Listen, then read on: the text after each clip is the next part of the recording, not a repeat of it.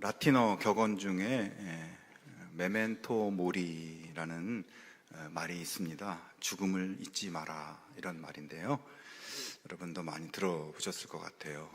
근데 이 말은 로마 시대에 큰 전쟁에서 승리하고 돌아온 개선 장군을 맞이할 때 쓰였던 말이라고 합니다.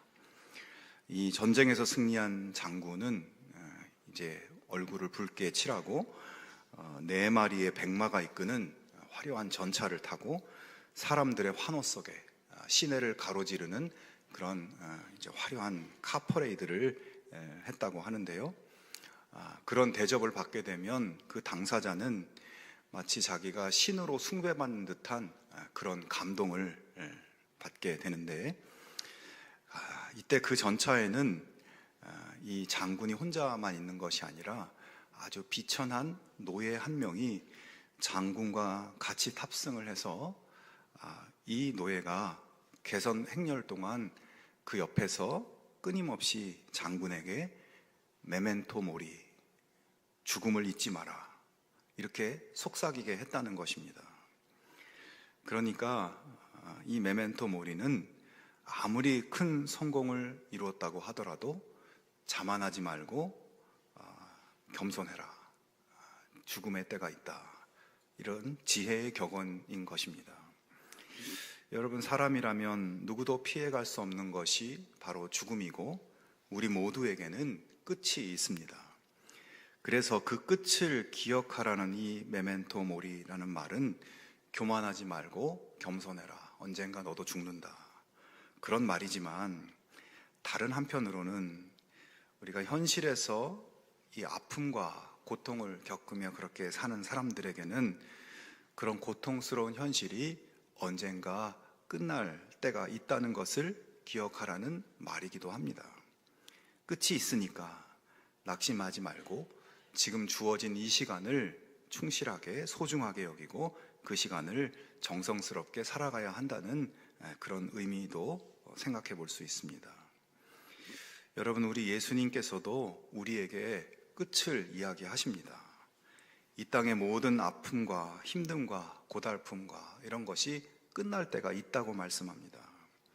이 땅의 모든 불의와 악과 억압이 끝날 때가 있다고 말씀합니다. 주님의 십자가로 죄와 불의와 사망은 패배했고, 이제 다시 오실 그날에 그 모든 죄와 사망이 완전히 끝날 것이며 완전한 하나님의 나라가 이루어질 것을 말씀하셨습니다. 여러분, 오늘이 힘들어도 예수님과 함께하는 그 끝이 있다는 것을 기억하고 기대하는 그런 믿음으로 살아가는 우리 모두가 될 수 있기를 바랍니다. 오늘의 말씀은 예수님께서 십자가 고난을 위해 예루살렘에 입성하시기 직전에 여리고에서 전하신 말씀입니다. 실제적인 고난이 시작되기 직전, 아직까지는 좀 자유롭게 말씀을 전하실 수 있을 때 사람들에게 주신, 마지막으로 주신 의미 있는 마지막 말씀인 것입니다. 지금 예수님께서 계신 여리고는 예루살렘에서 약 24km 정도 떨어진, 그래서 하룻길 정도 되는 거리였습니다. 이곳에서 예수님은 몇 가지 사역을 하셨는데 그 중에서도 맹인의 눈을 뜨게 해주시는 치유의 기적을 행하셨습니다. 자, 성경에 보면 이런 기적 사건들이 많이 있죠. 구약의 선지자들도 여러 가지 기적 사건들을 행하는데 여러 치유의 기적이 있기도 하지만 맹인의 눈을 뜨게 하는 경우는 성경에서도 잘 찾아보기가 힘든 기적입니다. 사람들이 볼 때 예수님은 그래서 구약의 선지자들까지도 능가하는 정말로 놀라운 치유의 은혜, 치유의 역사를 베푸실 수 있는 분으로 그렇게 보여지는 것이죠. 그리고 예수님은 여리고에서 삭개오라는 세리장의 집에 머무셨습니다. 자, 지난주에 우리가 세리가 어떤 직업이고 당시 사람들에게 어떤 취급을 받고 있었는지 잠깐 말씀을 드렸었죠. 여리고의 세리들 중에서도 최고 위치에 있었던 세리장 삭개오는 돈과 출세를 위해서라면 민족도, 신앙도, 양심도 중요하지 않는 그런 가치관을 가지고 살았던 사람입니다. 하지만 그가 예수님을 만난 후 180도로 변하게 되죠. 그는 예수님을 주님이라고 고백하고 그동안 정말 목숨처럼 여겼던 돈을 전부 나누어 주겠다고 결단하고 나누어 줍니다. 자, 여러분, 사람들이 이 세리장 삭개오가 그렇게 하는 것을 보면 어떤 마음이 들겠습니까? 아니, 저 삭개오가 저렇게 변한단 말인가? 바늘로 찔러도 피 한 방울 나오지 않을 것 같은 저 인간이, 로마의 개로 살던 저 인간이, 돈이라면 영혼도 팔아버릴 인간이 어떻게 저렇게 변할 수가 있는가? 정말 예수님은 대단한 분이신가 보다. 정말 메시아이신가 보다. 그들은 그렇게 더욱 분명한 확신을 가지게 되었습니다. 자, 사람들이 볼 때 맹인의 눈을 뜨게 하는 것도 기적이었고, 세리장 삭개오가 그렇게 갑자기 인생이 변화되는 것도 굉장한 기적으로 여겨졌습니다.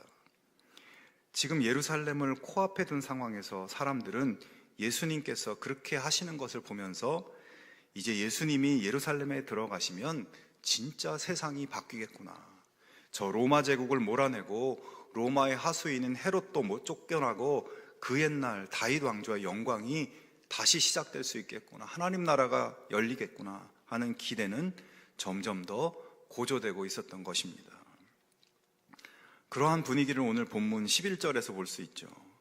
그들이 이 말씀을 듣고 있을 때 비유를 더하여 말씀하시니 이는 자기가 예루살렘에 가까이 오셨고 그들은 하나님의 나라가 당장에 나타날 줄로 생각함이더라.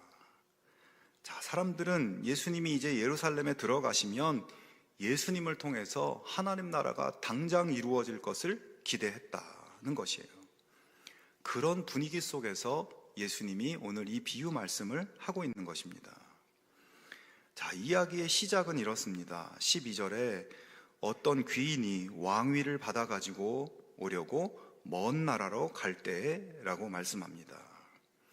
자, 말씀을 잘 보시면 어떤 귀인이 그 자기 나라의 왕위를 먼 외국에 가서 받아가지고 온다라고 하는데, 왜 자기 나라 왕위를 외국에 가서 받아가지고 올까 싶은 조금은 의아한 그런 부분인 것이에요. 오늘 비유 말씀의 배경이 되는 이 부분은 선 지식이 조금 있어야 되는 부분인데, 그 당시 로마의 식민지였던 나라들에서는 왕의 신분을 인정받기 위해서는 이 식민지 통치를 받고 있었기 때문에 로마로 가서 반드시 로마 황제의 승인을 받아야만 이 왕의 신분을 인정받을 수 있는 상황이었습니다. 아무리 왕손이고 왕의 직계 혈통이어도 로마의 승인이 없으면 왕이 될 수 없는 거예요. 그래서 예수님 시대에 헤롯 대왕도 자신의 왕위를 인정받기 위해서 로마에 다녀왔고 로마 황제의 승인을 받은 후에 이렇게 왕이 되었습니다. 또 헤롯 대왕이 죽은 후에 그 자녀들도 곧바로 자기 아버지가 왕이니까 왕위를 승계받는 것이 아니라 로마에 가서 승인을 받아야만 했습니다.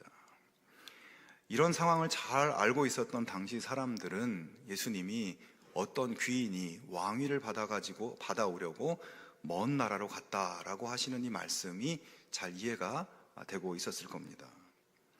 자, 그런데 여러분, 예수님이 이렇게 말씀을 시작하시는 데는 이유가 있었습니다.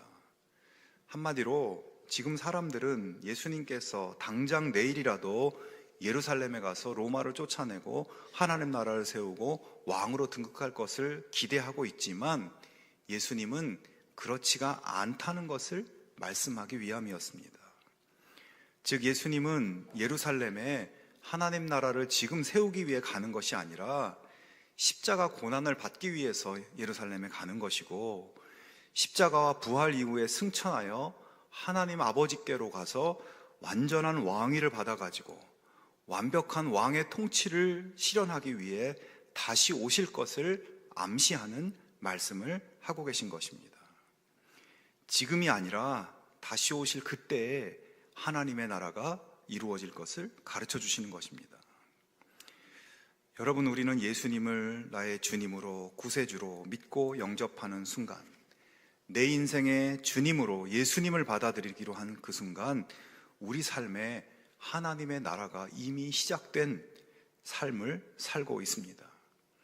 예수님을 나의 주님으로 받아들인다는 것은 주님이 내 삶을 다스려 주기를 원하신다는 의미입니다.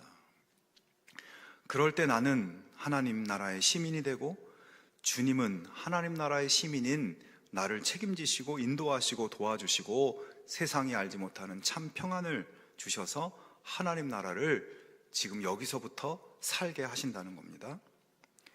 그러나 예수님이 세상의 마지막에 당신의 왕권을 완전히 실행하기 위해 다시 오시기 전까지 사탄의 세력들은 우리에게 이미 주신 하나님의 나라를 빼앗기 위해서, 우리의 하나님 나라의 시민권을 빼앗기 위해서 사탄은 끊임없이 우리를 속이고 도전합니다. 여러분, 우리는 지금 그런 영적 전쟁의 시대 속에서 살고 있는 것이죠. 하지만 주님은 분명히 다시 오셔서 완전한 왕권을 행하시며 완전한 하나님의 나라를 이루실 것입니다. 이것이 우리 믿는 사람들이 가지는 역사관입니다. 여러분, 예수님 시대에 살던 사람들의 삶은 너무나 힘들었습니다. 세상 권력의 억압과 착취 속에서 신음하였고 불의하고 악한 세력이 세상을 뒤흔들고 있었습니다. 희망이 보이지 않고 절망적이고 낙심 속에 살았습니다. 자, 그런데 여러분, 그때뿐 아니라 오늘 우리가 사는 이 세상도 여전히 악이 기승을 부리고 여전히 우리 삶에 힘들고 또 낙심되는 일들이 계속 찾아오죠. 희망이 없어 보이고 관계된 사람들, 관계된 일들, 나의 미래들을 생각하면 염려거리가 더 많아 보입니다. 그러나 주님은 내가 완전한 왕권을 가지고 분명히 반드시 다시 온다, 이렇게 우리에게 말씀하시는 것입니다. 마침내 내가 다시 와서 완전한 하나님의 나라를 이룰 것이라고 말씀하십니다. 그러므로 성도 여러분, 삶이 힘들어질 때 만왕의 왕이신 우리 예수님이 지금 역사하고 계시고 이제 앞으로 다시 오실 것을 기대하는 그 믿음을 여러분 놓지 않기를 바랍니다. 왕이신 예수님이 다시 오시는 날에 모든 악은 소멸되고 영원하고 완벽한 생명의 축복이 우리에게 이루어질 것을 소망하는 그 소망을 여러분 붙들고 살아가실 수 있기를 바랍니다. 믿음이 이기고 예수님이 이기십니다. 최후 승리는 우리 예수님의 것이고 우리는 완전한 하나님 나라의 시민으로 영광스럽게 살아갈 것입니다. 우리 모두가 그런 축복을 기대하고 누리게 될 수 있기를 주님의 이름으로 축원합니다. 자, 계속해서 오늘 예수님께서 비유 이야기를 통해 하고자 하신 말씀에 초점이 있습니다. 여러분, 사람들은 이제 예수님이 예루살렘에서 뭔가 큰 일을 해낼 것으로 기대했지만 며칠 지나면 그런 기대가 틀렸다는 것을 알게 될 거예요. 예수님은 십자가 고난을 받고 떠나시고 자기들만 남게 될 상황에 그렇게 놓여지게 될 것입니다. 하지만 그들이 잊지 않아야 할 것은 언젠가 반드시 예수님이 완전한 하나님의 왕권을 가지고 다시 오신다는 진리이죠. 자, 그런 상황 속에서 오늘 예수님이 주시는 말씀의 초점은 왕이신 예수님이 다시 오실 때까지 어떤 모습으로 살아가야 하는가 한 것입니다. 이야기를 계속 조금 보면 어떤 귀인이 왕위를 받아오기 위해 먼 나라로 떠나기 전에 10명의 종들을 불러서 한 문화씩 나누어 주면서 돌아올 때까지 장사하라고 명령합니다. 당시 한 문화는 노동자의 6개월치 품삯에 해당되는 그런 돈으로 적지 않은 돈이죠. 자, 시간이 흐릅니다. 귀인이 정말 왕위를 받아가지고 돌아옵니다. 그리고 그 10명의 종들을 불러요. 왕은 그들에게 장사하라고 한 문화씩 나누어 주었었는데, 자, 이제 결과가 어떻게 되었는지 한번 보고를 해봐라. 결산을 시작합니다. 자, 여러분, 이 이야기는 가만히 보면 우리에게 잘 알려진 달란트 비유 말씀과 비슷한 내용이죠. 마태복음 25장에 나오는 이야기죠. 두 이야기가 흐름은 비슷한데 구체적인 내용에 조금씩 차이가 있습니다. 자, 그러나 이 두 비유의 확실한 공통점, 두 비유가 모두 확실하게 말하고 있는 것이 있어요. 그것은 바로 결산의 때가 있다라는 것, 그리고 또 한 가지는 결산의 때에 종들을 칭찬하는 기준이 나오는데 그 기준이 이 두 이야기가 모두 똑같다는 것입니다. 오늘 본문 17절을 보면 주인이 이르되 잘하였다 착한 종이여 내가 지극히 작은 것에 충성하였으니 10고을 권세를 차지하라 하고 이렇게 말씀합니다. 그리고 달란트 비유 마태복음 25장 21절을 보면 그 주인이 이르되 잘하였도다 착하고 충성된 종아 내가 적은 일에 충성하였음에 내가 많은 것을 내게 맡기리니 내 주인의 즐거움에 참여할지어다 이렇게 말씀합니다. 자, 비슷한 두 비유 말씀에서 모두 결산의 때에 칭찬받는 종이 있는데 그들을 칭찬하는 기준은 모두 적은 일에 충성하였다는 것입니다. 여러분, 이 말씀의 의미가 무엇이겠습니까? 예수님이 다시 오실 때 우리가 이 땅에서 어떻게 살았는가 이걸 보시는데 그러면 우리는 이 땅에서 어떻게 살아야 하는가? 주님은 그때 무엇을 보시는가? 그 대답은 우리가 맡겨진 적은 일에 충성하였는가? 이걸 보신다는 거죠. 예수님은 마지막 결산의 때 그러니까 우리가 얼마나 큰 일을 했느냐, 얼마나 많은 업적을 남겼느냐 이런 것이 아니라 적은 일이라고 하더라도 그 일에 얼마나 진실하게 믿음직스럽게 성실하게 그 일을 했느냐 이것을 보신다는 것입니다. 여러분, 우리가 사는 세상은 업적 중심이고 물량 중심의 세상입니다. 누가 더 돈이 많고 누가 더 잘 나가고 누가 더 권력이 있고 누가 더 높은 자리에 있고 이런 것이 세상의 기준이지만 주님은 그런 것을 보시는 분이 아니라는 것입니다. 주님은 주님이 다시 오실 때까지 우리가 하고 있는 일, 우리에게 주어진 삶, 우리에게 주어진 사람들을 주님이 맡기신 것으로 알고 그것이 어떤 일이든 감사함으로 받고 진실하고 성실하게 감당하는 그 충성의 마음을 보시고 그 마음 위에 축복하시고 칭찬하신다는 것입니다. 1657년 네덜란드의 화가인 요한네스 베르메르라는 사람이 그린 유명한 그림이 있습니다. 우유 따르는 여인이라는 그림이에요. 이 그림은 그냥 한 여인의 평범한 일상을 그린 그림이지만 이 당시 종교 개혁의 물결이 휩쓸고 있던 유럽에서 사람들에게 많은 영감을 준 그림입니다.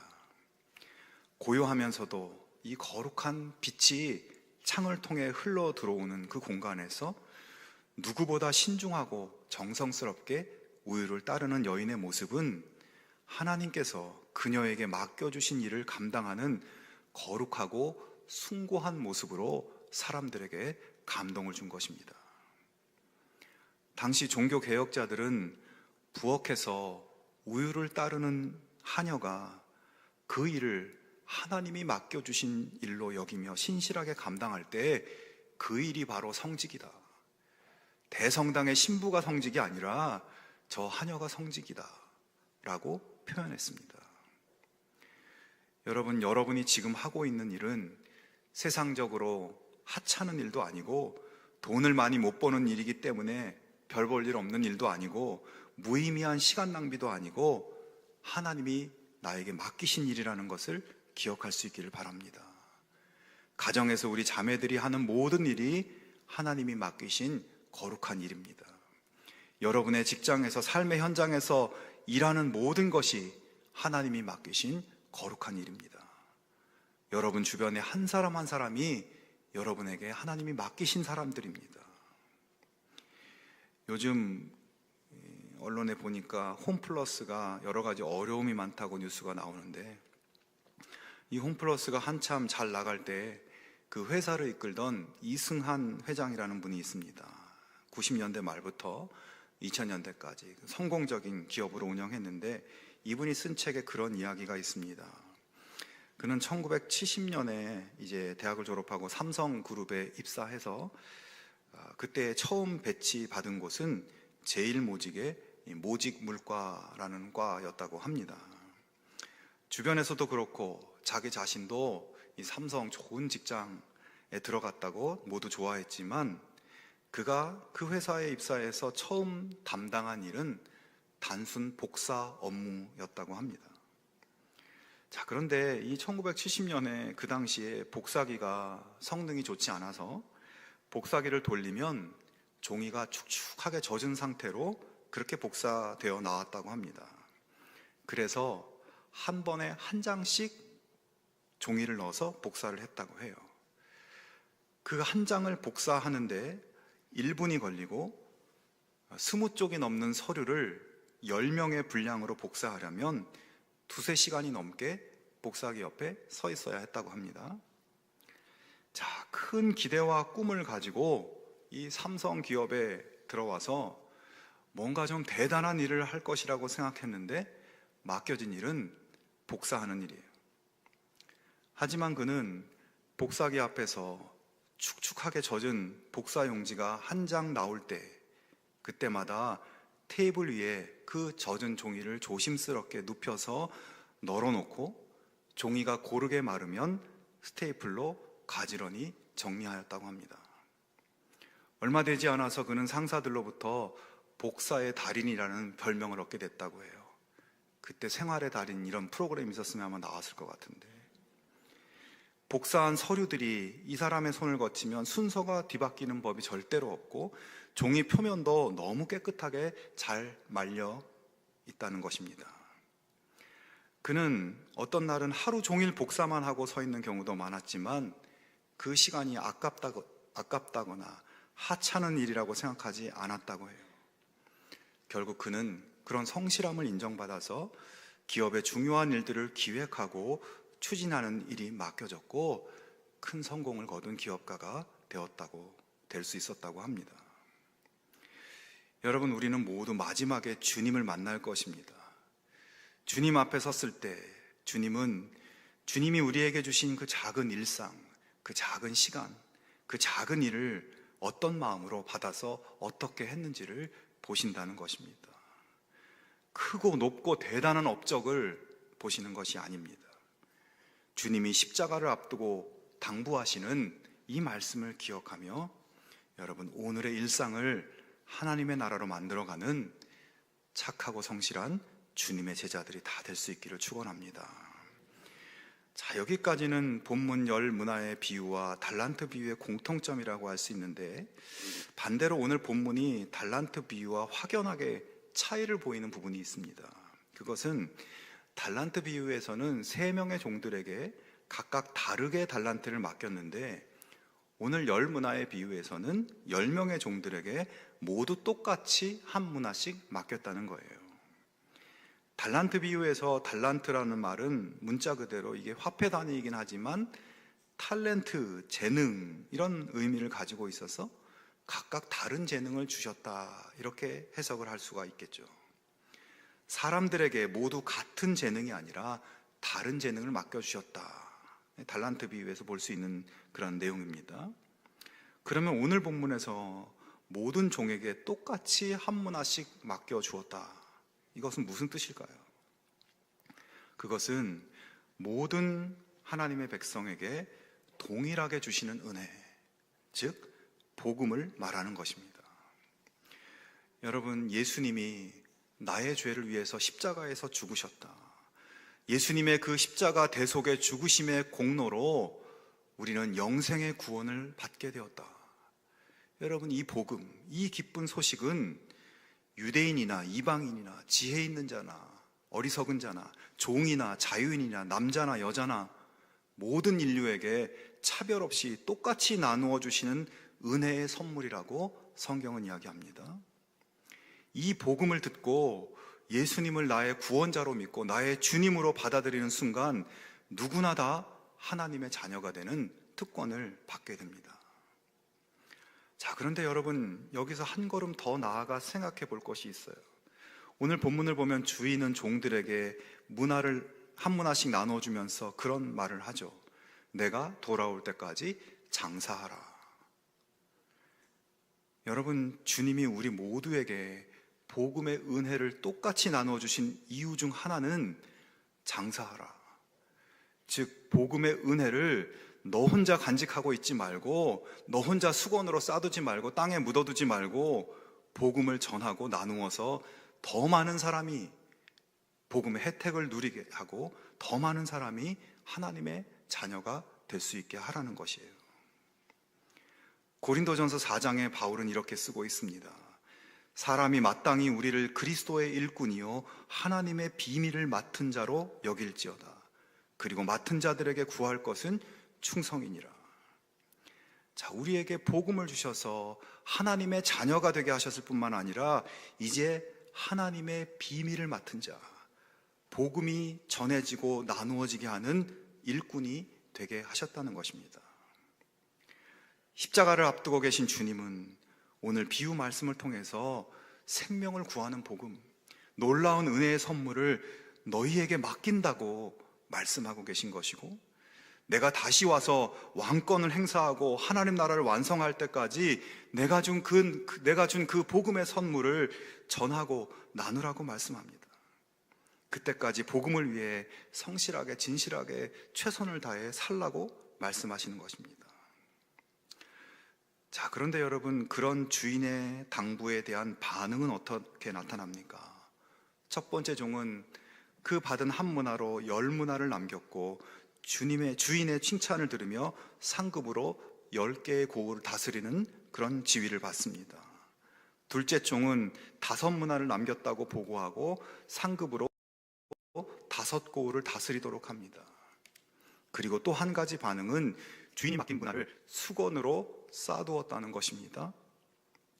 받은 문화로 장사를 하지 않은 것이죠. 결국 그 종은 주인에게 책망을 받습니다.